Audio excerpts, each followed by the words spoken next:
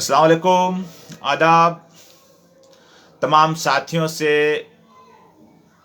हमारी गुजारिश है कि इस लाइव को ज़्यादा से ज़्यादा शेयर करें, लाइक करें, ताकि जयपुर में जो अल्पसंख्यक हॉस्टल वाला मुद्दा है वो लोगों तक पहुंच सके और इसकी जो सही सिचुएशन है उससे लोग वाकिफ़ हो सकें।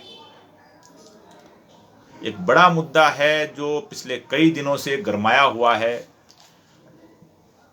जो सरकार की तरफ से अल्पसंख्यक हॉस्टल जयपुर में बनने जा रहा है वक्फ की ज़मीन पर, दरगाह कब्रिस्तान मोती डूंगरी जयपुर के अंदर। उसी सब्जेक्ट के ऊपर आज हमने ये लाइव करना तय किया था और क्योंकि छुट्टी का दिन था तो इतनी इच्छा तो नहीं थी इसको करने की, लेकिन कल इसके लिए मीटिंगें हुई और आज भी जैसी भी लोगों ने अपने लेवल पे दौड़ धूप की तो तमाम जो इस मुद्दे से जुड़े हुए लोगों की जो हमारे साथ में उन इच्छा थी कि इस मुद्दे के ऊपर पूरी तरह से इसकी वजाहत की जाए, इसको डिफाइन किया जाए कि ये आखिर मुद्दा है क्या। तो तमाम दोस्तों से रिक्वेस्ट है कि इसको ज़्यादा से ज़्यादा शेयर और लाइक करें। सबसे पहले जो मैं आपको इसकी एक सिचुएशन बताना चाह रहा हूं कि ये जो हॉस्टल है जो बनने जा रहा है, जिसका शिलान्यास गए महीने मुख्यमंत्री अशोक गहलोत ने जो वर्चुअल इसका शिलान्यास किया था, उसके बाद इसके लिए विरोध भी शुरू हुआ और इसका समर्थन भी शुरू हुआ। एक तो मेरी जो साथी जुड़े हुए हैं उनसे दरखास्त है कि मेरी आवाज़ आपके पास पहुंच रही है या नहीं पहुंच रही है, ताकि इसके अंदर कुछ आवाज़ का किया जाए, बढ़ाने का या घटाने का। तो आवाज़ पहुंच रही है या नहीं पहुंच रही है आपके पास? तो थोड़ा सा ये बता दें आपकी आवाज़ पहुंच रही है।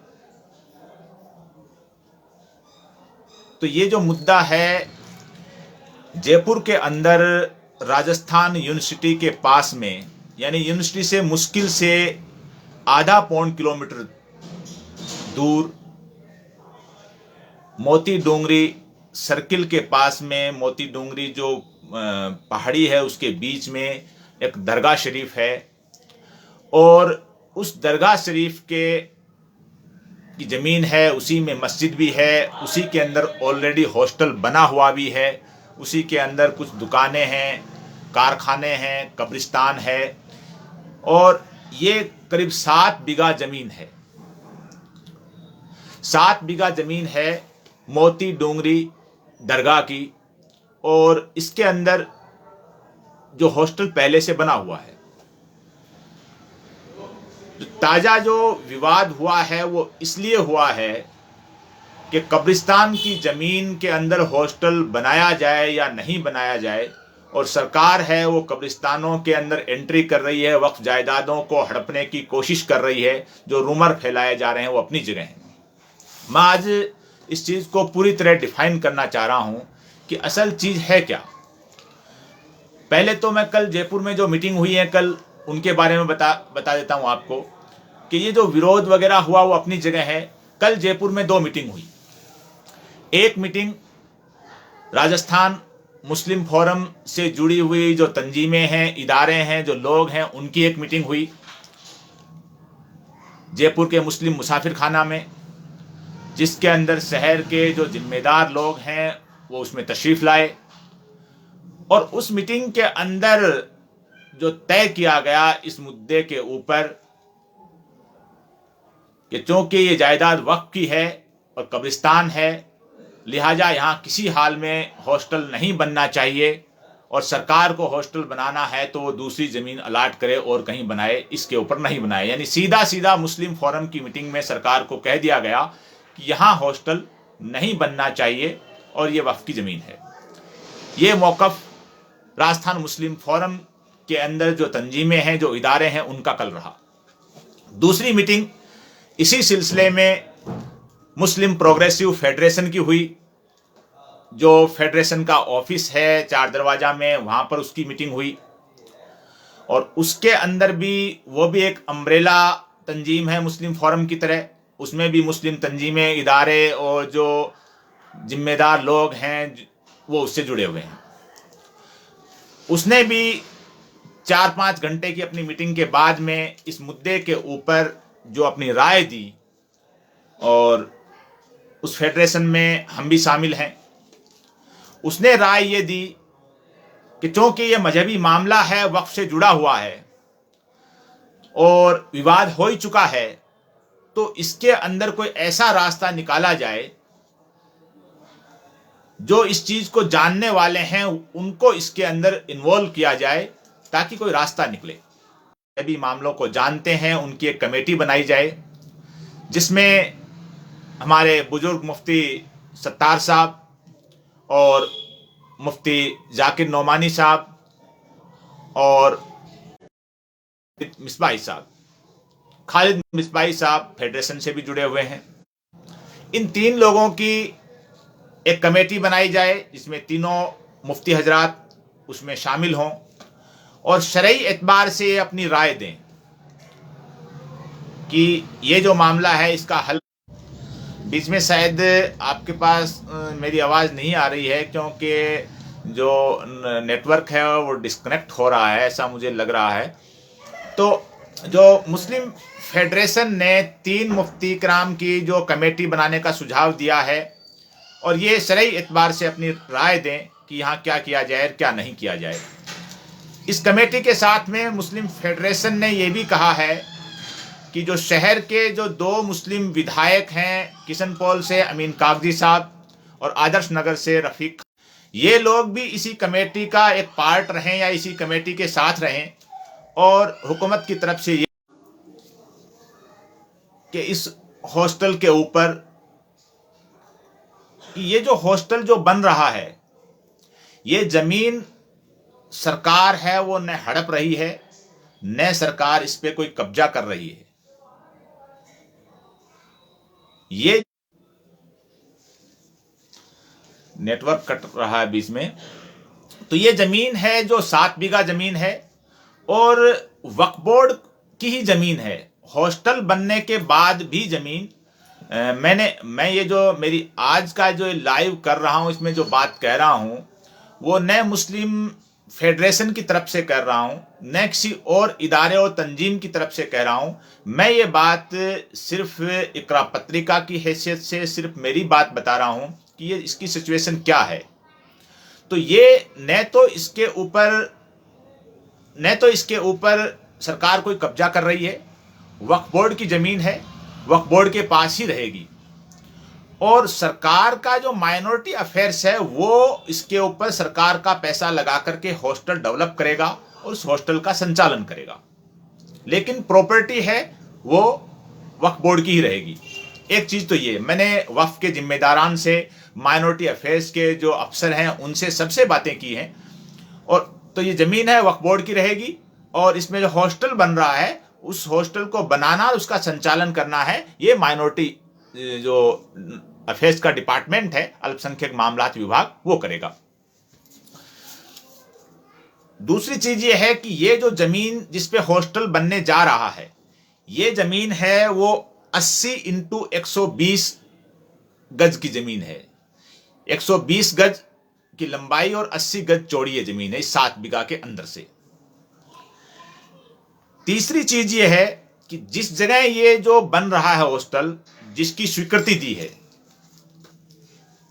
उस जगह ये आईजी लियाकत साहब मरहूम जब वक्फ बोर्ड के चेयरमैन थे तब इसकी स्वीकृति दी गई थी, और जो मौजूदा जो चेयरमैन जो थे, अभी जो निवर्तमान चेयरमैन कह सकते हैं हम, डॉक्टर खानू खान बुदवाली साहब के टाइम में इसको रिन्यू किया गया।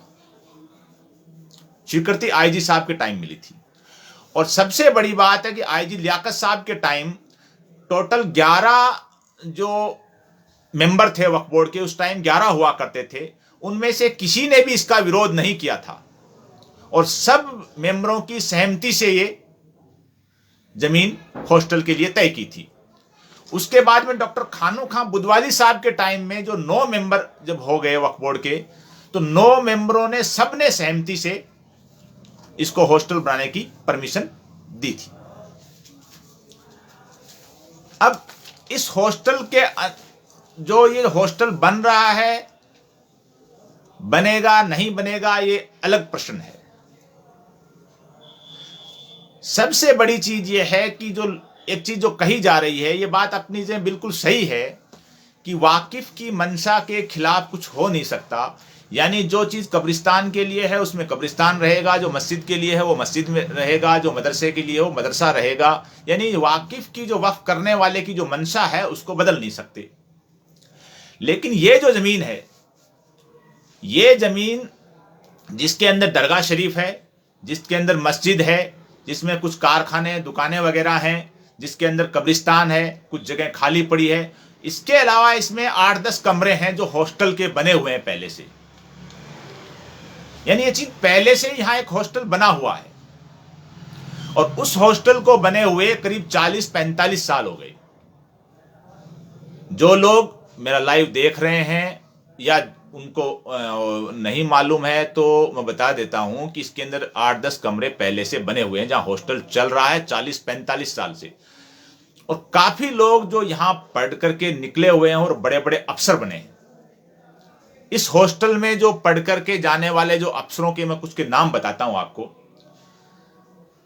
हाफिज अबरार साहब जो आरएस बने, आरएस से रिटायर हो चुके हैं, और उनके बेटे जाफर मलिक साहब जो आईएएस हैं और केरल कैडर के अंदर आईएएस हैं। हाफिज अबरार साहब इसी हॉस्टल से, इसी दरगाह हॉस्टल के अंदर रह करके अफसर बने। जयपुर के अंदर जो पुलिस हेड कमिश्नरेट के अंदर मालूमात है, दरगाह मोती डूंगरी के 8-10 कमरों के उस हॉस्टल में पिछले 40-45 साल में करीब 100 से ऊपर लोग सरकारी कर्मचारी और अधिकारी बने हैं। नेटवर्क डिस्कनेक्ट हो रहा, माफी चाहता हूं, मेरा बस नहीं चल रहा इस चीज के अंदर। तो वहां 40-45 साल से जो हॉस्टल चल रहा है उसके अंदर मेरी मालूमात के मुताबिक 100 से ऊपर वहां जो मुस्लिम लड़के हैं वहां वो गवर्नमेंट जॉब लग चुके हैं, अफसर और कर्मचारी बन चुके हैं, काफी रिटायर भी हो चुके हैं वहां से पढ़ने वाले। और वो लोग फ्री में नहीं रह रहे थे, वो लोग इन कमरों का किराया दिया करते थे। यानी जो हॉस्टल चल रहा है वो उन कमरों में रहने वाले लड़के किराया दिया करते थे। यानी हमारी कौम को पिछले 40-45 साल में कभी इस बात पे कोई एतराज नहीं हुआ कि उस दरगाह मोती डोंगरी में जो 8-10 कमरे बने हुए हैं उनमें जो लड़के पढ़ रहे हैं, जो हॉस्टल बना हुआ है वो क्यों बना हुआ है। और वो जो कमरे बने हुए हैं उन कमरों के आगे भी कब्र हैं और पीछे भी कब्रें हैं। यानी कब्रों के बीच में वो कमरे बने हुए हैं और उनका बाकायदा लड़के किराया देते थे और देते हैं। तो इसका मतलब यह हुआ कि हॉस्टल पहले से बना हुआ था, उस हॉस्टल का कभी भी कोई विरोध नहीं किया। वो किराया जो वहां की कमेटी है वो लेती है, कमेटी उस किराए का 7% हिस्सा है वो वक्फ बोर्ड को जमा कराती है। और 40-45 साल में मैं बता रहा हूं कि जहां वो मस्जिद है, उस मस्जिद के अंदर जुमे की नमाज में जो तकरीर करने के लिए शहर के जिम्मेदार जाते हैं, वो प्रोग्राम करते हैं, वोट करते हैं, अपनी जो भी चीजें करते हैं, लेकिन कभी किसी ने 40-45 साल में वहां रहने वाले लड़कों का और वहां जो कमरे बने हुए हॉस्टल का कभी विरोध नहीं किया। तो सवाल उठता है कि फिर अब क्यों कर रहे हैं। पहली चीज तो यह है कि ये विरोध है, ये पूरी तरह से एक सियासी विरोध नजर आ रहा है। सियासी विरोध नजर आ रहा है कि जो ये जो पैसा सैंक्शन हुआ इस हॉस्टल के लिए, ये करीब 8 करोड़ रुपए सैंक्शन हुए हैं। और माइनॉरिटी अफेयर्स के जो डायरेक्टर हैं जमील कुरैशी साहब, एक संजीदा अफसर हैं, बड़ी फिक्र रखते हैं कौम की, और वो फाइनेंस डिपार्टमेंट और सरकार के यहाँ वो बार बार जा करके उन्होंने अपने जूते घिसा लिए सेक्रेटरीट में घूम घूम करके, और इस हॉस्टल की इसको सैंक्शन करवाया और 8 करोड़ रुपए के करीब की स्वीकृति जारी करवाई। माइनॉरिटी अफेयर्स के दूसरे अधिकारी हैं वो भी इसमें साथ में लगे रहे। बड़ी मुश्किल से पैसा सैंक्शन हुआ और इस हॉस्टल के लिए, और इसका शिलान्यास हो गया।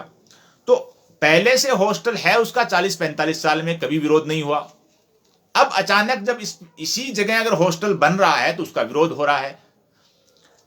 अब उसके अलावा जो ये जो जमीन है इसके बारे में ये बताया जा रहा है कि ये जमीन है, इसका जो टाइटल है वक्फ का, उसके अंदर एक तो मजहबी मामलों के लिए, जिसमें मस्जिद है, मदरसा है, कब्रिस्तान है, उनके लिए, एक कार खैर के लिए, जो भी अच्छे काम होते हैं, रिफाए आम, जन कल्याण के लिए, यानी उसके लिए जमीन है। तो जन कल्याण में तालीम भी आ जाती है, जन कल्याण में हॉस्टल भी आ जाता है। और जो चीजें, एक चीज ये कही जाती है कि साहब इसमें जो हॉस्टल बनेगा तो वो मुसलमानों की बजाय अल्पसंख्यकों के नाम पे बनेगा। सबसे बड़ी हैरानी इस बात की होती है कि ये पढ़े लिखे लोग, पढ़े लिखे जिम्मेदार लोग ऐसी बात कर रहे हैं कि साहब ये तो मुसलमानों के लिए नहीं, अल्पसंख्यकों के लिए बनेगा। जाहिर सी बात है, सरकार की जो सेंट्रल गवर्नमेंट की और स्टेट गवर्नमेंट की जो भी स्कीम है वो माइनॉरिटी के नाम पे है, अल्पसंख्यकों के नाम पे है, मुसलमानों के नाम पे नहीं है। क्योंकि मजहब के एतबार से कोई स्कीम लागू नहीं होती है, इसलिए सेंट्रल और स्टेट गवर्नमेंट की जितनी भी स्कीम है वो माइनॉरिटी के नाम पे है। और उन स्कीम का 70-80% फायदा है वो मुस्लिम को मिलता है, ये जग जाहिर है। और इस हॉस्टल के अंदर भी बनने के बाद जो सीटें होंगी, जो लड़के इसमें ठहरेंगे, उसमें करीब 80% लड़के हैं वो मुस्लिम लड़के ठहरेंगे, और 20% हैं वो सिख, क्रिश्चियन, बौद्ध, जैन, पारसी, जो भी दूसरे अल्पसंख्यक समुदाय के जो 20% स्टूडेंट वो ठहरेंगे। ये अपनी जगह, यानी अब इसके अंदर मैं आपको एक चीज और बताऊं कि ये यूनिवर्सिटी के पास में जमीन है, हॉस्टल की बहुत सख्त जरूरत है। जो मुस्लिम लड़के जयपुर में रह रहे हैं या जो पढ़ के जा चुके हैं, उन लोगों को सारी सिचुएशन मालूम है कि वो कमरे के लिए कितने परेशान रहते हैं। उनको कमरा नहीं मिलता, अव्वल तो मिलता है तो उसका किराया इतना महंगा होता है कि वो किराया नहीं चुका पाते हैं। यानी इतनी परेशानी होती है कि आप पूछिए मत, जिसको यहां बयान नहीं किया जा सकता। इस परेशानी के बाद में वो कहीं ना कहीं कोई पढ़ लिख करके अपना जॉब लगने के लायक होते हैं। हॉस्टल की सख्त जरूरत है। जयपुर में मुसलमानों के पास हॉस्टल के नाम पर सबसे पहले झोटवाड़ा के अंदर केजीएन हॉस्टल, जो करीब 30 साल पहले बना, जो काफी दूर है, हालांकि बड़ा अच्छा हॉस्टल बना हुआ है, वो शहर से काफी दूर है, यूनिवर्सिटी से काफी दूर है। उसके बाद में खरबूजा मंडी के अंदर एक मुस्लिम हॉस्टल जो हाजी इलियास साहब की फैमिली का बनाया हुआ है, वो हॉस्टल है। और नानाजी की हवेली, जो मुस्लिम मुसाफिर खाने की बिल्डिंग थी, उसके अंदर भी एक हॉस्टल था, 8-10 लड़के उसमें भी रहते थे, वो बंद हो चुका है। और कायम फाउंडेशन के नाम पे खो नागोरियान में एक बड़ी जमीन और 4-5 कमरे हैं हॉस्टल के लिए, जिसमें वो काफी दूर पड़ता है, उसमें लड़के रहते नहीं है। कुल मिला के मुस्लिम लड़के हैं, उनके लिए हॉस्टल नाम की कोई चीज नहीं है। जो लोग विरोध कर रहे हैं उन लोगों में बड़े बड़े सरमाएदार भी हैं, बड़े पैसे वाले भी हैं, और वो चाहे तो अकेला आदमी मिलकर के, एक आदमी या 2 आदमी मिलकर के 100-50 बच्चों को ठहरने के लिए हॉस्टल बनवा सकते थे। आज तक कभी उन्होंने बनवाया नहीं, और कभी ऐसा बनाने की उन्होंने कोशिश भी नहीं की, माफ कीजिए। यानी सीधा सीधा ये लगता है एक तरह का कि जो विरोध हो रहा है वो हॉस्टल से ज्यादा नंबर 1 सियासी विरोध नजर आ रहा है, नंबर 2 ऐसे लग रहा है कि ये पूरी तरह तालीम के खिलाफ विरोध हो रहा है, मुस्लिम स्टूडेंट के खिलाफ विरोध हो रहा है। विरोध करने वाले नहीं चाहते कि कोई हॉस्टल बने और उसके अंदर मुस्लिम लड़के आराम से रहें और रह करके अच्छी तालीम हासिल करें, अच्छे ओहदों पे बैठें।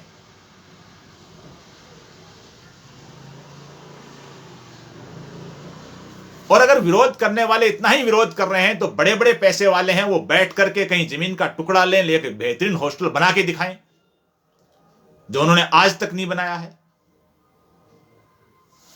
और विरोध करने वाले इसी शहर में रह रहे थे जो 40-45 साल से, उसी दरगाह मोती डूंगरी में हॉस्टल चल रहा है, 8-10 कमरे हैं। मैंने आपको बताया कि बड़े बड़े अफसर वहां पढ़ करके निकले हैं कौम के, तब क्यों विरोध नहीं किया उस हॉस्टल का? ये कुछ बातें आज के इस लाइव में जो मैंने बताई कि पहले से हॉस्टल चल रहा है, उसका कभी विरोध नहीं हुआ। उस हॉस्टल में काफ़ी लोग अधिकारी और कर्मचारी बने हैं कौम के, जिनमें अबरार साहब रिटायर हो चुके हैं, अकील साहब आरएस रिटायर हो चुके हैं, अरशद साहब आईपीएस हैं, सरफुद्दीन बेग साहब माइनॉरिटी अफेयर्स में डिप्टी डायरेक्टर हैं। यानी बड़े बड़े ओहदों पे आज कौम के लोग हैं। लेकिन उस हॉस्टल का कभी विरोध नहीं हुआ, उसी मोती डूंगरी दरगाह के अंदर बना हुआ है। और ये जो हॉस्टल बन रहा है इसका विरोध हो रहा है। यानी पूरी तरह से एक सियासी विरोध नजर आ रहा है, नंबर एक। नंबर दो कि वक्फ बोर्ड के वो मेंबर या वो जिम्मेदार जो आज इस विरोध में शामिल हैं, जब ये जमीन सैंक्शन हो रही थी उनके साइन से, तब उन्होंने विरोध क्यों नहीं किया? पूरी सहमति से उन्होंने स्वीकृति दी। आपको वहां स्वीकृति नहीं देनी चाहिए थी, उस वक्त विरोध करना चाहिए था, प्रेस कॉन्फ्रेंस करनी चाहिए थी, प्रोग्राम करने चाहिए थे, कौम को बताना चाहिए था। लेकिन वक्फ बोर्ड से जुड़े हुए लोगों ने कहीं इसका विरोध नहीं किया। अब अचानक जब इसका शिलान्यास हो गया तब इसका विरोध हो रहा है। एक चीज और बताऊं आपको कि जो भी ये अफसर यहां जो पढ़ करके अफसर बने, जो कर्मचारी बने, उन सब लोगों की बरसों से, क्योंकि करीब 24-25 साल से इस हॉस्टल में मेरा भी जाना है, तो बरसों से हम देख रहे हैं कि एक तमन्ना थी कि इसमें जो कोने पे जमीन पड़ी है, इस जमीन के अंदर एक हॉस्टल बनाया जाए। इन हॉस्टल के जो लड़के थे उनकी तमन्नाएं थी, उन्होंने कोशिशें की, इधर उधर अफसरों के, सरकार के जो मंत्रियों के चक्कर भी लगाए, बहरहाल कुछ नहीं हुआ। फिर माइनॉरिटी अफेयर्स डिपार्टमेंट बना, ये स्कीम आई और सारी चीज़ें, और ये आईजी लियाकत साहब के टाइम इस हॉस्टल को बनाने का काम शुरू हुआ। आप देखिए, शर्म की बात देखिए कि आईजी लियाकत साहब के टाइम करीब 8-9 साल पहले इस हॉस्टल की जब स्वीकृति मिली, सिंगल आदमी ने इस शहर में विरोध नहीं किया कि यह हॉस्टल नहीं बनना चाहिए। किसी ने विरोध नहीं किया।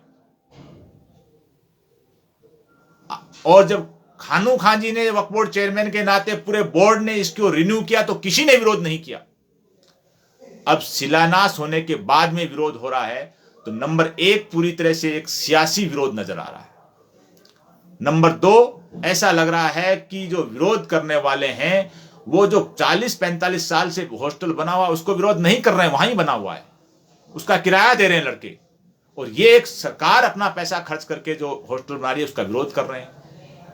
आखिर क्या है विरोध? मिसगाइड किया जा रहा है कि सरकार इसके अंदर कब्जा कर लेगी, जमीन वक्फ की है, वक्फ बोर्ड की ही रहेगी, सरकार इसके अंदर पैसा लगा रही है हॉस्टल बनाने का, और उस हॉस्टल का संचालन माइनॉरिटी अफेयर्स करेगा। हाँ, ये बात सही है कि मांग कर सकते हैं कि साहब सरकार को और कहीं बना ले, लेकिन ये भी है कि सरकार के पास, आप जब पहले वो मानसरोवर में अल्पसंख्यक बालिकाओं का छात्रावास बना तो बड़ी बड़ी बातें हुई कि साहब मानसरोवर में इतना दूर सरकार बना रही है, वहाँ लड़कियाँ कैसे रहेंगी। यानी जब मानसरोवर में बन रहा था तो उसका इस बात को लेकर के सवाल उठ रहे थे कि इतना दूर लड़कियाँ कैसे रहेंगी, और अब ये बनने की जब बात आई तो ये कि साहब ये कब्रिस्तान के अंदर, जब उसी कब्रिस्तान में, दरगाह में जो पहले से हॉस्टल बना हुआ है, उस हॉस्टल के कमरों के आगे भी कब्रें हैं और पीछे भी कब्रें हैं, कभी किसी ने विरोध नहीं किया। ये सारी सिचुएशन इसके अंदर है। मैं खास तौर से जो कम्युनिटी के वो बच्चे हैं जो जयपुर में पढ़ रहे हैं, मारे मारे घूम रहे हैं, उनको हॉस्टल नहीं मिलता, हॉस्टल में जगह नहीं मिलती, कोई हॉस्टल है नहीं, कमरे नहीं मिलते, मैं उन तमाम तरह से, या जो जयपुर पढ़ने आने की इच्छा कर रहे हैं, उन तमाम लड़कों से एक गुजारिश कर रहा हूं कि आप इस मुद्दे को उठाइए, आप इस मुद्दे को उठाइए, इस मुद्दे को कि ये हॉस्टल बनना चाहिए। विरोध हो तो इसका क्यों हो विरोध? और अगर जो विरोध करने वाले हैं वो कह रहे हैं कि हम नहीं बनने देंगे, तो उनको ये कहा जाए कि चलिए ठीक है, ये 80x120 जो गज की जमीन है इसमें नहीं बनने दे रहे हो तो ये कोई बड़ी जमीन नहीं है, इतनी जमीन आप खरीद के दे दो, उसमें बनवा दो। 80x120 गज जमीन है, वो कोई बड़ी जमीन नहीं है जयपुर शहर के मुसलमानों के लिए कि उतनी खरीद के दे दें, उसमें बनवा दो। पर्सनल बना लो, सरकार का नहीं हो तो चलो, सरकार का नहीं हो, अपने पैसों से बना लो। लेकिन तालीम को फरोग देने के लिए जो लड़के पढ़ रहे हैं इस शहर के अंदर, उनको प्रोत्साहित करने के लिए, उनको हेल्प करने के लिए वो नेचर कम्युनिटी का डेवलप होना चाहिए। उस पर तो तवज्जो नहीं है और हर चीज के अंदर विरोध करना है, बिना लॉजिक का विरोध करना है। जब विरोध कर रहे थे तो 40-45 साल में क्यों विरोध नहीं किया? और सबसे बड़ी चीज मेरी एक गुजारिश और है, हाफिज अबरार साहब जो रिटायर आरएस हैं, अरशद साहब जो आईपीएस हैं, डीसीपी हैं जयपुर के अंदर, शरफुद्दीन बेग साहब जो डिप्टी डायरेक्टर हैं माइनॉरिटी अफेयर्स में, अकील साहब जो रिटायर आरएस हैं, और ऐसे जो लोग हैं जो इस हॉस्टल से पढ़े हुए हैं, जो रिटायर हो गए या प्रेजेंट में हैं, उनको भी खुल करके आना चाहिए और बताना चाहिए कम्युनिटी को कि यहां हॉस्टल की जरूरत है या नहीं है। क्योंकि उन लोगों की भी तमन्नाएं थी बरसों से कि यहां एक हॉस्टल इस कॉर्नर पे बनना चाहिए, तो आज उन लोगों को भी सामने आना चाहिए। अगली बात मैं आपको कहना चाह रहा हूं कि हमारी कम्युनिटी में एक बड़ी परेशानी यह है कि जब कोई मुस्लिम अधिकारी बनता है तो बड़ा स्ट्रगल करके बनता है बेचारा, उसको कोई किताब भी नहीं खरीदने को देता है, उसको कभी कोई फीस की भी हेल्प नहीं करने वाला मिलता है, उसको किसी किस्म की हेल्प नहीं मिलती है, कोई कोचिंग की भी नहीं मिलती है। वो अपनी स्ट्रगल लाइफ और खुद के स्ट्रगल से वो कहीं ना कहीं अधिकारी बन जाता है। फिर होता क्या है कि हमारे लोग कहते हैं कि साहब वो मुसलमान है, फला अधिकारी बन गया, लेकिन कभी कौम के काम नहीं आता। ये शिकायत रहती है। शिकायत होनी भी चाहिए, अपनों से ही शिकायत होती है, दूसरों से किससे होगी। लेकिन कभी शिकायत करने वालों ने यह भी सोचा कि वो अधिकारी तो बाद में बना है, पहले इसी स्कूल शहर में उसने ग्रेजुएशन किया, वो कहीं ट्यूशन कोचिंग करता था, एग्जाम देता था। कभी आपने उसके हाथ पे 500 रुपए भी रखे क्या? कभी आपने पूछा कि बेटा कहाँ रह रहे हो, कमरा कहाँ ले रखा है, किराया कितना देते हो, खाने का कितना खर्चा आता है? कभी आपने पूछा क्या उससे? जब वो मारा मारा इस शहर में घूम